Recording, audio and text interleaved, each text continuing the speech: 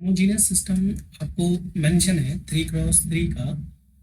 और यहाँ पर होमोजीनियस सिस्टम ले रहा हूँ मैं ए x is equals to 0, A is of 3x3 matrix, x is again a column vector of order 3x1 और 0 is again a 0 column vector of order 3x1।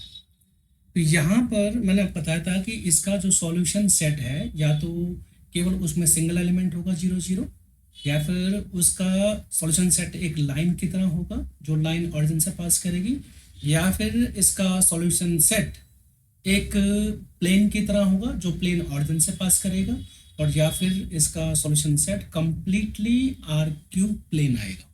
तो इस केस में हम रैंक पे वर्क करते हैं कि रैंक क्या क्या आ रही है। तो अगर हम रैंक ऑफ ए एज्यूम करें कि फर्स्ट केस के अकॉर्डिंग, केस फर्स्ट, कि अगर रैंक ऑफ ए आपका कंप्लीटली इक्वल्स टू 3 है, ये मान लें कि रैंक ऑफ ए सपोज 3 है, तो इस केस में जो तीनों समीकरण मिलेंगे जो आपको सिस्टम बना रही है होमोजीनियस, वो तीनों समीकरणें आपस में इंडिपेंडेंट होंगी क्योंकि रैंक 3 है तो तीनों ही रो इंडिपेंडेंट होंगी।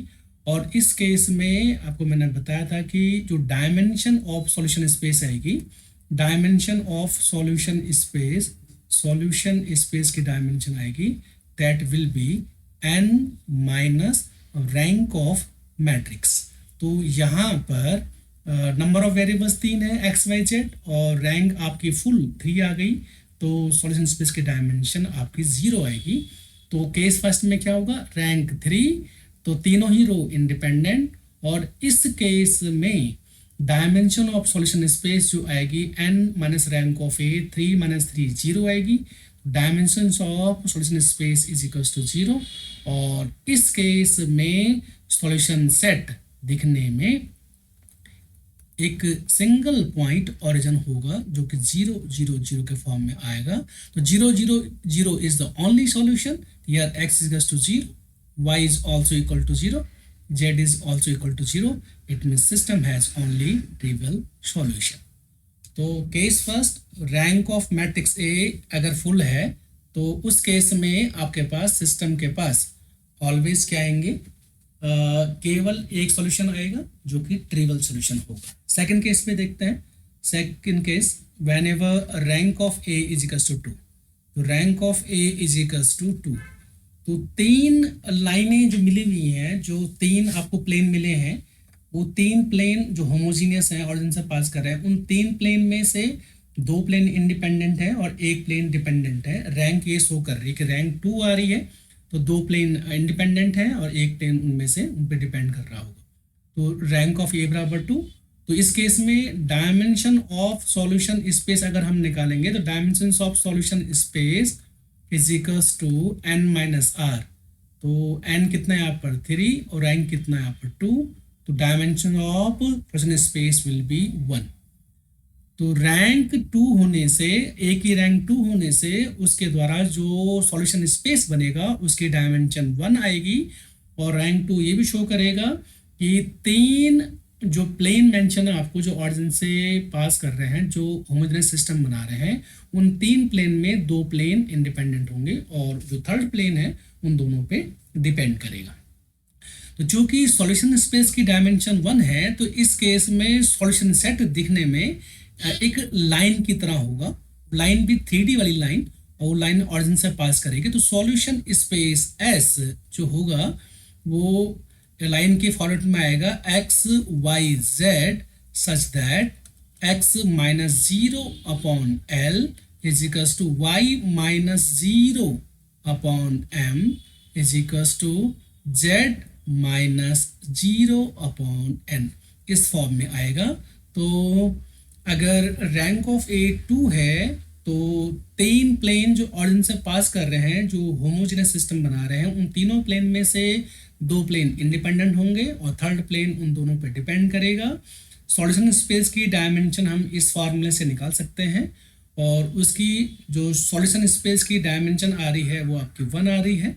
तो सॉल्यूशन स्पेस 1 डायमेंशनल है, तो सॉल्यूशन स्पेस दिखने में एक लाइन की तरह होगा जो लाइन ऑरिजिन से पास करेगी, और line x y z such that x minus 0 upon l, y minus 0 upon m, z minus 0 upon n के फॉर्म में होगी।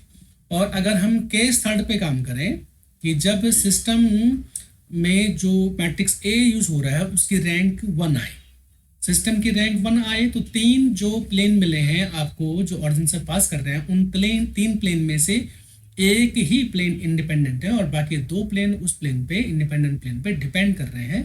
तो इस केस में अगर हम डायमेंशन निकालेंगे सॉल्यूशन स्पेस की तो वो हो जाएगी n माइनस r, वो 2 हो जाएगी। तो सॉल्यूशन स्पेस की डायमेंशन 2 आएगी और इस केस में सॉल्यूशन सेट दिखने में एक प्लेन की तरह होगा और वो प्लेन जो ऑरिजिन से पास करेगा। तो solution set will be x y z such that ax plus by plus cz is equals to 0। तो ये 2 डायमेंशनल प्लेन है जो कि इस केस में ऑरिजिन से पास करेगा, जो 3 डायमेंशनल प्लेन है जो ऑरिजिन से पास करेगा। और ये ध्यान रखना कि 3D में ये प्लेन जो आपको मिल रहा है वो सॉल्यूशन होगा। तो 3D का ऐसा प्लेन होमोजीनियस सिस्टम का सॉल्यूशन होगा जो ऑरिजिन से पास करेगा और उस होमोजीनियस सिस्टम के सॉल्यूशन स्पेस की डायमेंशन आपकी 2 आएगी। और लास्ट केस जब रैंक, फोर्थ केस जब ए की रैंक 0 हो, तो ए की रैंक 0 हो तो इस केस में डायमेंशन ऑफ सॉल्यूशन स्पेस जो आएगी this will be 3 minus 0 is equals to 3। It means solution space की डायमेंशन कंप्लीटली 3 आएगी। तो एंटायर जो RQ प्लेन है वो RQ प्लेन आपका सॉल्यूशन बनेगा। तो ये RQ प्लेन पूरा का पूरा XYZ आपका सॉल्यूशन देगा। तो इस प्रकार हम कह सकते हैं कि 3 वेरिएबल में अगर होमोजीनियस सिस्टम मिलता है तो उसका सॉल्यूशन स्पेस या तो 0 डायमेंशनल होगा या फिर 1 डायमेंशनल होगा या 2 डायमेंशनल होगा या 3 डायमेंशनल होगा। और अगर उनकी ज्योमेट्री देखी जाए तो सॉल्यूशन स्पेस या तो सिंगलटन सेट ओरिजिन होगा 0 0 0 या फिर सॉल्यूशन सेट एक लाइन होगा 3D में जो लाइन ऑरिजिन से पास करेगी, या फिर सॉल्यूशन सेट एक प्लेन होगा 3D में जो ऑरिजिन से पास करेगा, या फिर solution set entire RQ plane होगा।